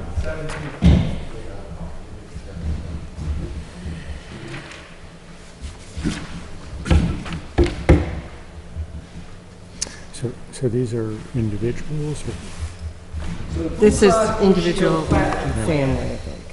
Oh, I see. deductible for a single person, this one says $350, goes from $350 for a single person, $350 before your insurance kicks in. The most you'll pay is $2,700. In this plan, the deductible kicks in at $850 for a single person. It's a $500 difference. For a family plan, in the old plan was $700. Now it's $1,700. So it's $500 for a single, $1,000 for a family. $1,000 for a family. If you want an HSA, health savings account, with a Blue Cross Blue Shield plan, you got to have a high deductible plan of 20 grand. Yeah, I'm not talking about HSA. I understand that, but $1,700. So I guess I think, and we mentioned this at the town meeting that we discussed this, there is a way of which I don't think we're there yet, but it would be an employee choice, but you're only going to get the benefit of the gold plan. That's as much as we're going to pay. Yeah. Okay? If you want the low deductible plan with 20 grand for deductible, well, you can take that if you'd like, which is a much lower premium than the gold plan, and we'll put the difference into a health savings account for you. But you need to know and you need to understand what that means to you as a family. But we're only going to pay you the premium of the gold plan. No matter what you do, we'll compensate for the gold plan. Now, if you want to go to a $10,000 deductible, well, then I'll start considering an HBA or a $5,000 deductible. But when you go from a $700 to a $1,700, that's not for $50,000 worth of insurance. Cost the town to provide that. Dave, can you explain to me what would trigger a family actually having to shell out $9,400? What would have to go wrong It here? depends. You have to read the entire benefit. So you go in for a visit. You got a husband who just want to take your daughters in for your monthly 6-month visit. It's a $15 copay. That's all you're going to pay. So that's $15 towards your $9,400. Okay? If you go in for an emergency room visit, okay, under the new plan you're going to pay $150. That's as much as you're going to pay for that visit. Okay? That's $150 towards your prior visit, a $15 copay towards your $9,400. So you got to piece this all together before you can get to the $9,400. Now, there is an employee I've had a conversation with that, yeah, so there's prescription costs. That adds up. There is a different prescription out-of-pocket expense, the same as he had previously. The difference now is that he now has a $200 deductible, so he's going to pay $200 more for the prescriptions. The out-of-pocket expense is the same. If you have an appendix and you're in there for a week, I have to read it to see what's covered and what's not covered. But then you're going to start eating into it.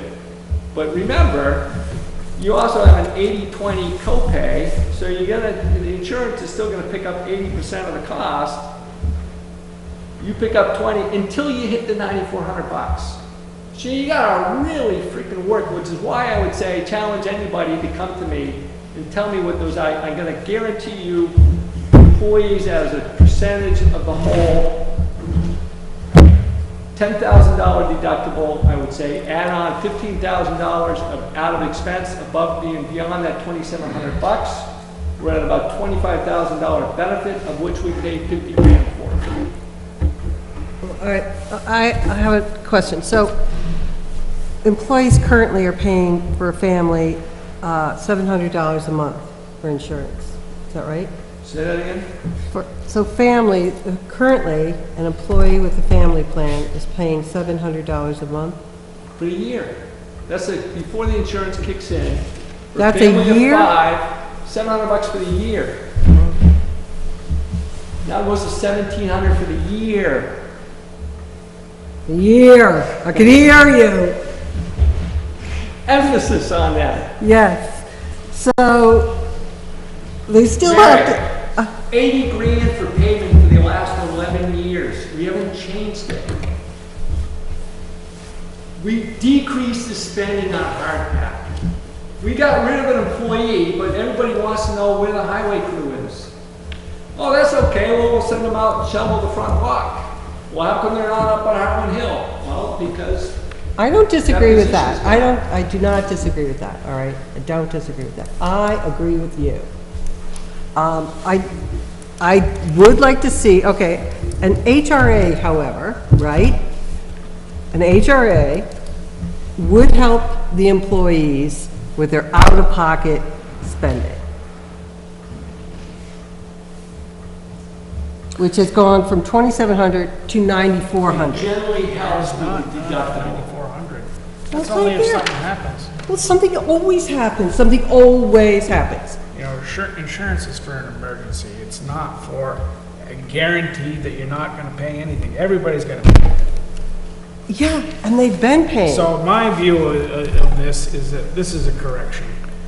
You know, when you're working for someone else that's not in town and you've got a family plan, the employer will pay for my insurance. They're not gonna pay for the rest of the families. We do. So, I mean, That's been my point as well, is that I think we're doing plenty. Yeah. I think this is a correction, and it's unfortunate, but Right. And there's also another version of the plan, Mary, I think you're talking about, in that you can, but this gets more sophisticated, is you can have the employee put money into a reimbursement account pre-tax to be used, but that's a gambling situation where you could lose it if you don't use it. So there's lots of variations out there that attempt to sort of do what you're talking about, besides the town just putting in money. I think it depends on the employee. Some employees, this is not much of a hit, but for others, it's significant. I think Matt sums this up. This should have been done 5 years ago. The companies no longer can afford to pay for the richest health benefit policy out there. And I'm not advocating for the And richest. that's what we've got. And we've gone, so if you were to say you're gonna go from $750 to $10,000 deductible, well, I might say let's set up a health benefit. I would even proactively go for that. And then we start saving some money. and we self-insure ourselves, and then we're getting somewhere. But that's a big step for us. This is an extremely good health benefit plan. It is practically the best. It is not top dollar best, but I can't justify paying the money that we do for a policy that provides for $2,700 out of pocket, period. It just doesn't exist anymore. So I have a couple of questions, Dave. Have you talked with the employees about this? I notified the department heads a year ago that this needed, an adjustment needed to happen. And talked about going from essentially the platinum plan to the gold plan. I took the time to speak with the highway department in particular. And I notified Nancy and let Nancy pick that up. That left Clyde and Laura, although I think Clyde, I had a discussion, was in meetings last year when I brought it up. So it really leaves maybe Joe Olmsted, but I would somewhat assume that perhaps the department head would trickle that down to Joe Olmsted. But I took it upon myself to make a visit to the highway department and explain what was being done and why. And I notified the department heads whose 80% of the employees full-time and the board last year that this was something that we needed to look at. So this has been a year kind of in the making here. What I was wondering is if it would be appropriate to get someone from the insurance company who knows the answers better than anyone and have a meeting with all employees and go over this. Is that? Should be here tomorrow at 10 o'clock. Oh, really? Yes, sir. Okay, that sounds good. Who is that? Somebody from where? From MVP. So, and everybody's going to be in attendance? I sent out an email out on Friday. She said she'd come back quick. I expected her next week because it was such short notice. She said she'd be fine to show up tomorrow at 10 o'clock. So I sent out an email on Friday so that I knew once I get it all wrapped up and everybody's been informed. So, Bill, why are you shaking your head no? Oh, because some of the guys are just content with whatever. They're okay with it? And we're to the most good everything we have to do, so go with that. So anybody that's concerned should be here, and it's okay to be here. That sounds I've good. also called VHMC, they accept MVP, whether family practice, they accept MVP. I believe MVP pretty well accepted in the valley. Okay, and my second question, Dave, is directly toward the rec department. You mentioned that you thought maybe some adjustments were needed for the highway department wages, and you've adjusted town clerk wages, and we saw the libraries having some changes. What about the rec department? I have to look at the rec department, although I'll be honest with you, I think that I would pick the highway coroner's position and the assessors as being my #1 priority. Okay. I'd say too, Dave, this came into sharper focus for me because I was on my husband's health care, and then he turned 65 and he's on whatever it is, Medicare, Medicaid. So then I got my whole packet, and I could see what it's costing me, and I think I'm going to be brutally honest. I mean, healthcare costs, and obviously has not been a part of your discussions in the past 5 years. It just simply skyrocketed. It is just insane. And so if you look at, again, how much we pay, $200,000 towards health insurance just for our staff. You know, you tack on an 8% increase to that, that's some serious bucks. So I think it comes down to an understanding here of what we're providing to these people and how much, you know, somebody says, oh my God, I'm losing money because I've gone from $2,700 to $9,400 out of pocket. Again, that doesn't necessarily translate into a cost of living decrease from $2,700 to $9,400. I'll come back to the fact that you've got to piece together a whole lot of wrong before you get to $9,400.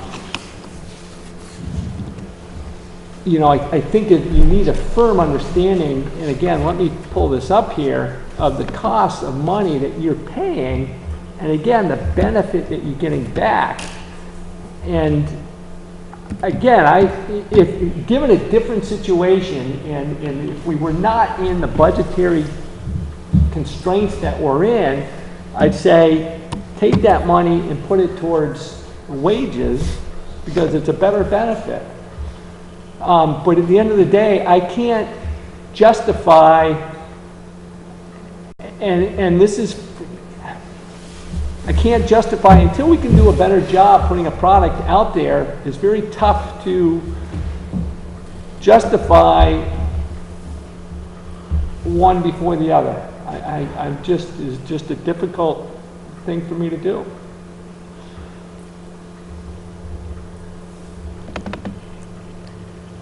Well, let's just keep it in mind. I think benefits are, the health insurance benefit is important to people.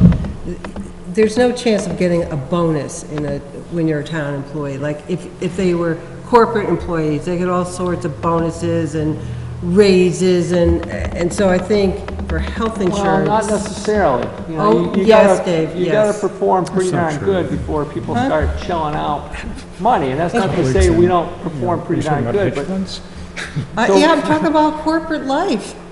The people I know have a chance to make more money. so health insurance alone, you know, we seem to want to specify the rec department. So it's $42,000 just for 2 people. Okay? We pick up $37,000 of that. Just for 2 people. We have families. Sorry. Sorry for having kids. I guess I really didn't like the way this whole process went down. I did not feel like it was openly presented. I did not feel like it was forward. I feel like this whole discussion was angry. I didn't enjoy seeing there being references to the rec department. So depersonalizing, I feel like I'm being punished by my family. So I'm fine with the change to the goal plan. That's fine. This process was really disappointing and really bad from wow. Will you be able to go tomorrow? Yeah.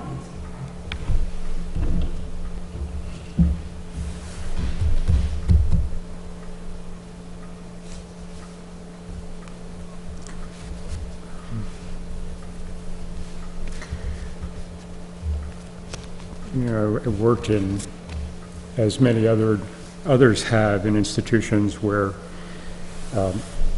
healthcare providers or health plans have changed, and unfortunately, what you talk about is always happens. You know, there's a change for economic reasons, and people don't fully understand it, don't appreciate it, but you do feel it in your paycheck, and ultimately, that's what you're left with. So I kind of concur with Matt that we're up between a rock and a hard place, and it just feels like, you know, healthcare costs have been escalating. They're kind of out of control, not out of control of any of us in this immediate room. But at the same time, we have a whole budget we have to put together. So I'm sort of, it's gnawing at me. I'm not sure what we can do to sort of, you know, lessen the blow, but at the same time, it's a change. So, and I hear you, communication is always important. So, Dave, in regards to your reference about years past, not changing things, last year you were new, year before that Bob was old. And I think those 2 years were, maybe we didn't pay attention as close as we should have, but prior to that, I think we were looking at healthcare pretty carefully. And Bob seemed to pull some pretty good stuff out of his hat frequently about keeping the totals down. Well, one thing, Gordon, is we lost an employee, which made a big difference in that time frame. Yeah. Yeah. Yeah.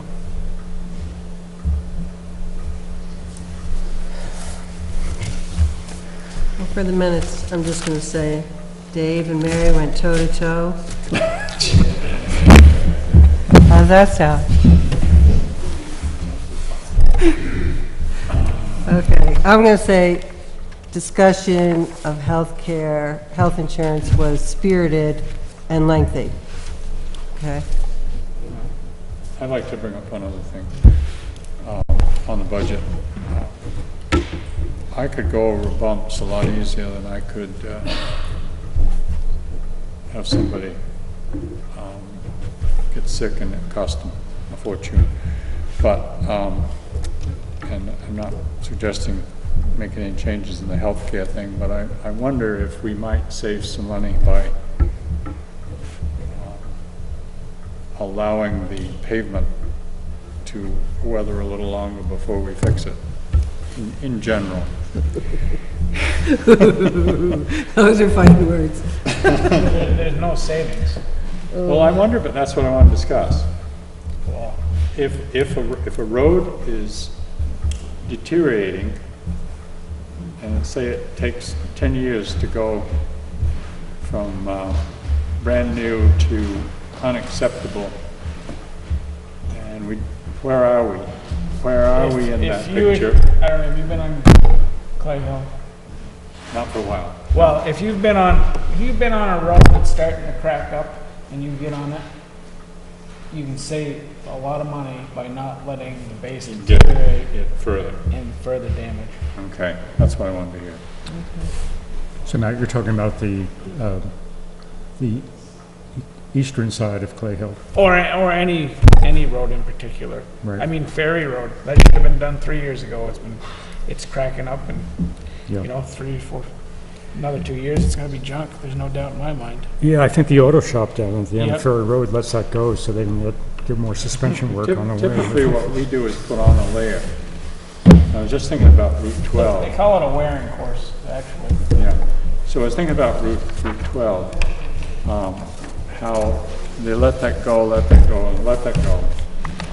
But when they did fix it, they put on a real serious shim coat, I guess. I thought they were done. Then they came back and really put on another nice layer.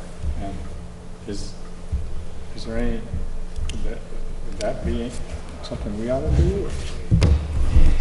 And my opinion is, I think we gotta skip the worst ones and go to the ones that are at 16, 70% and save them. But So if you remember making an update, we had an inventory done, which essentially looks at the roads and kind of rates them. And we're somewhat on par with Brownsville Road being #1 priority. So that gives us some look at it, and then again, some of this comes back to being, you know, I think the next criteria is kind of volume or how much use a particular road gets. So how important is this road to us compared to, you know, a smaller road, you know, that may be paved or you know, whatever, but it's very much of a secondary road, and so that's part of the decision making. But I would agree that we've let our roads get to a point that, you know, the best way it was explained to me is when you see cracks in the road, such as that. Imagine cracks in the roof, and what that's going to do to the structure. Same thing is happening on the road. It starts to eat away at the base. I think what's happening here is we've done just that over a consecutive period of time, and that we've done the shim coat in an inch and a half fill. And it's just not keeping up. As a matter of fact, it's either too thin or some of it may have been put on the wrong time, but it's just, what's the road over, it starts with a B, I want to say. Bishop? Not Bischoff, but Bowers Road is, I think, a pretty good example of that, where it's just starting to, the top coat is just starting to wear away, and it's either got chunks or it's worn down to the next layer, and just hasn't been enough to keep up, and ultimately, I think that's right. What we're running into now is base problems. You know, Brownsville Road is a prime example where it's just, you know, the whole road, you know, it's not quite a complete redo, but it's close because of where we're at with the base.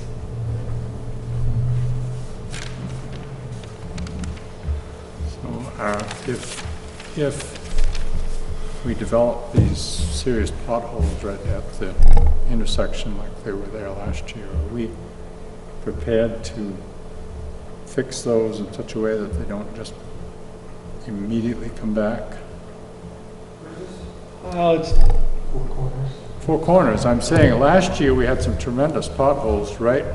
Yeah, that's the plan to get paved. I know that. It's not. I know it didn't happen though. We got to get through this winter. I'm saying if those potholes show up, what are we going to do? This winter, Yeah. there's no snow or ice, and put some cold patch in. Yeah. Not gonna get any hot mix. What I'm asking is, I think, is that we hired somebody before to heat those up and do it right. Can they do that in the wintertime? Because those holes got filled several times last spring, isn't that right? And it didn't work. Something like that? we run into extreme difficulties with the fluctuations in temperature. Yes. And when it gets wet. So the cold patch does pop out.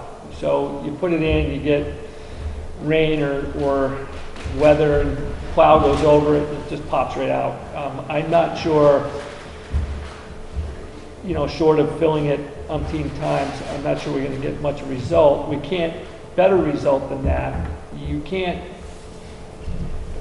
we need to have a little bit of consistency before we can put the hot patch in with weather-wise before that'll take, if I understand that correctly. So, we did have some warm weather that accumulated pretty quickly. It went back and forth, but, if it's wet and ugly, it's not gonna, it's gonna be, I'll be honest, it'll be a struggle again this year. It's already popped out, actually, at one spot. Closer to the fence, opposite of the church. So if you're coming from Brownsville towards the intersection, closer to the fence, that's popped out already, and it's got us. At least it did as of Sunday. And that felt pretty good for the summertime, but now with the fluctuation in temperature and the sanding and the plowing that's going on, it's it.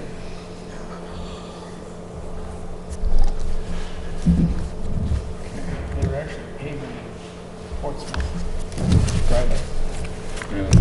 Really? On Route 16. In Portsmouth, I think it's either Route 16 or at the end of Route 4.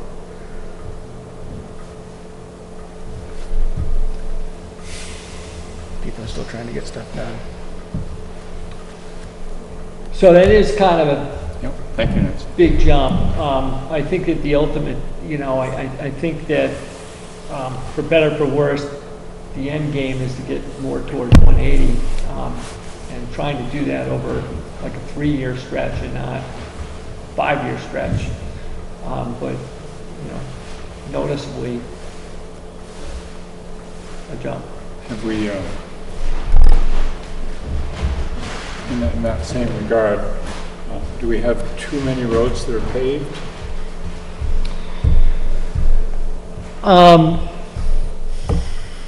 I'm going to come back to, I think the goal for us is to get on a rotation. So my understanding is you can get 10, 15 years out of a decently paved road. I think the goal would be to get to a point that we're doing a consistent mileage per year, and we try and get on, say, a 12-year rotation of the 10 miles that we've got. But obviously, these first 5 or 6 years is going to be pretty tough because we need to make choices. You know, we patched Queechee Road, and you know, and we focused on Brownsville, and we're going to do that again next year. You know, the choice will be: do we patch Queechee again, or do we do a lot of the aprons that have a lot of, you know, distress to it? You know, that's a management decision we'll need to make. But in order to get on that rotation, you know, we need to up, you know, if we don't up the effort, it's going to take us forever to get there. I'm not sure,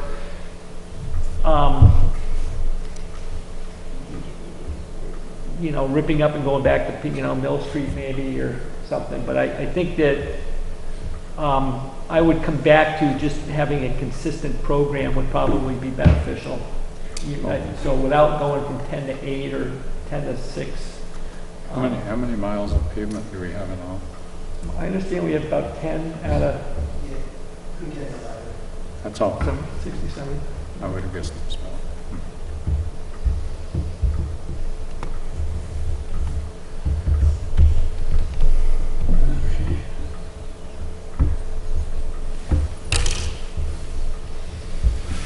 I guess we just have to bite the bullet and pay the taxes. Hope everybody else can.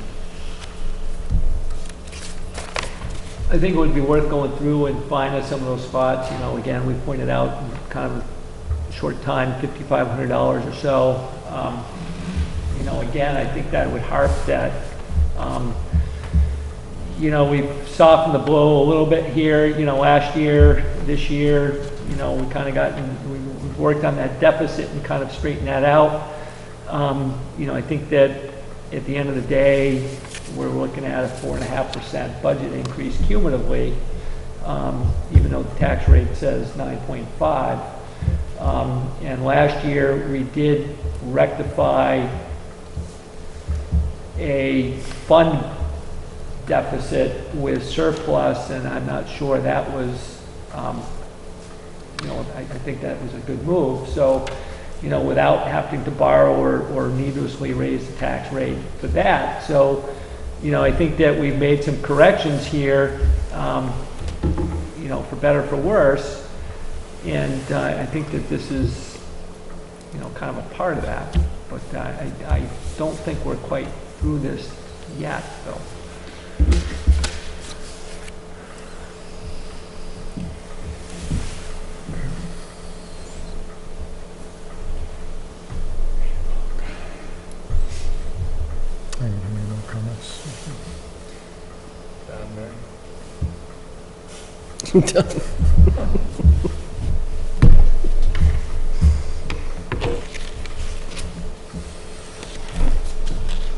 Well, I guess this isn't the end of the, not the total end of the discussion. And do you think we can find a few things that we can?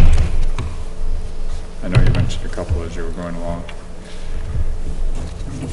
Okay.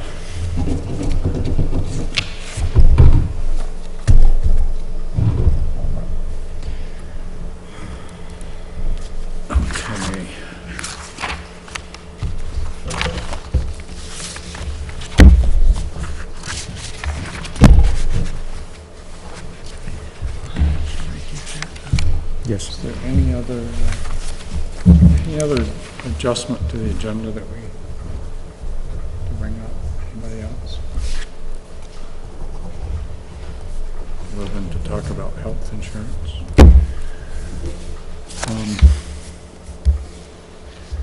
Well, I got a couple things that I'll bring up since it's a minor thing. I was approached yesterday about maybe we should have a plan of where to go when the power goes out. Of what? A plan of where people can go when the power is out. Cavendish has a shelter. So, I mean, I suppose Damon Hall's an obvious thing. But I had some sort of robocall telling me that Damon Hall was open last Sunday? Friday, yeah. Friday? Really? Yeah. Yeah.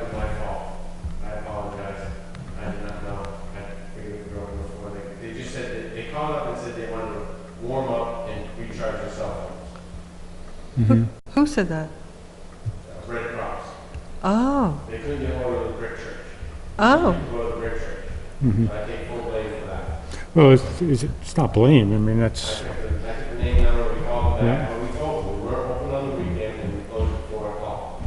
We weren't really set up as a shelter, Right. but it went out, Right. it went out that we were, so yeah. we had one person inquiring us whether we had coffee ready, and it was like, well, no, we're not set up. Well, you couldn't do it unless you have some sort of staff. You can't just let, But, I mean, what does the emergency plan that we agreed to cover? The local emergency operation plan that we have relies on the regional Red Cross being Hartford, which actually did get set up, Okay. but ironically, both, I think Hartford and, I'm going to guess, the Brick Church received minimal, if any, response, so they didn't reopen a second day. So why they were asking us, when they shut theirs down, it baffles me a little bit, but Yeah. the regional place in what our operations plan calls for is Hartford. And they did open the day after, for a day. well, it seems like maybe we ought to investigate if there's something we could do, because that may happen again. I don't know how many people might have taken advantage of it. But You did something like that, I mean, not necessarily here, anywhere, you would want it to be a place with a generator, because power outages disrupt specific places at this time, but that's not a guarantee of what places will be starting next time. The game hall is often without power, and then we would not be very much. Good. And I think the church is on the same line as us, as is the school, so. yeah, I don't think they have a generator either. Yeah, I think that, if you were really be serious about a place for people to go and get coffee and warm up, having some sort of backup electrical ability for that would be, I think, the first thing to ensure, so Yeah. that people Yeah. work no matter what. Do you have a generator at the town garage? The school does. The school does. you do? The school doesn't have showers, is the reason they. Oh, for heaven's sakes. Well, that was somebody from the Red Cross did, and they were saying that I that's guess- one of the things they need in the shower. I get so sick of hearing that. I mean, you can stay dirty, but you really need to flush your toilet. Yeah. I don't, When yeah. I was talking to somebody who happened to come by and was Red Cross affiliated, they said, our school was not a shelter because it wasn't a shelter. So I'm just passing that information. I'm not a person, I'm not advocating that position. I'm saying Yeah. that as a statement of what I was. Well, we don't have showers here either. So, oh, maybe we can talk to them at the school and see what they do have. Okay, the other thing, Dave, was that I came to the concert a month ago, I guess, Gio put on, and with Dave Wysocki. And they were trying to get me to say just how many people can come in. Now, I don't really know the answer. And they ended up There is a turning. number. Yeah. I want to say it was something on the order of 39 people in the balcony. And we well exceeded that night. 'Cause Yeah. I was there for that concert too. Yeah. So I wondered if we ought to get some numbers and some data. They said they're not going to before one time meeting. I asked John Sanders and he asked the fire marshal and it's in my inbox, my work inbox, I can forward it to you. Okay. But I did ask the fire marshal one time meeting, just to know what our maximum was. Yeah. So that has to. And how serious are we about enforcing that? I don't know that my recollection is that it was 250, and I don't think we kept to that meeting.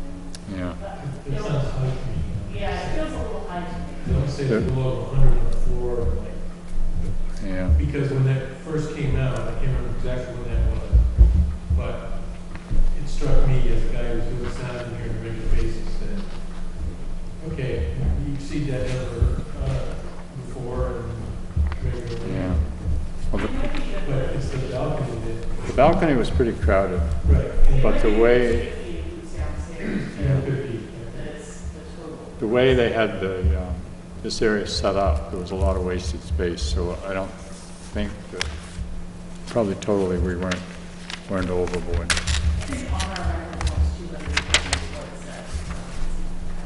Well, look it up and we'll, I think when we do find a number, it'd be an excellent thing to post it here and stairs over the balcony. In a couple of places, just very obvious and maximum capacity. Yeah. Yeah, I guess if you, The various different groups in here, that's not something I was paying attention to.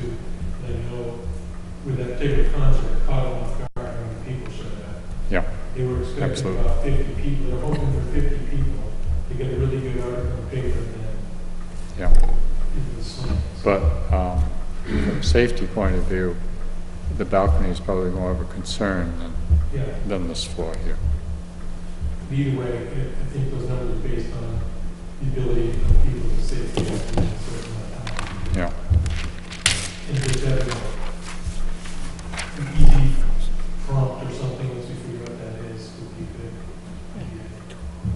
okay. I'm gonna make them even more direct. All right, that's all I got. Do you want to hang around and do the other thing after the road thing? Yeah, we need to wrap those up. Yeah, good. With the trails? Yeah, the trail. Are we good? Stay. I didn't read it, because I couldn't read it. Oh, we got the other one to talk about later. Yeah. I've got hard copies. We need a Easton Road too. Yep. I'm gonna go use the facility over here. So, anybody got anything else? So I guess, yes. Well, we have his report as well. Oh, do you have anything else to? Just, but you gotta go.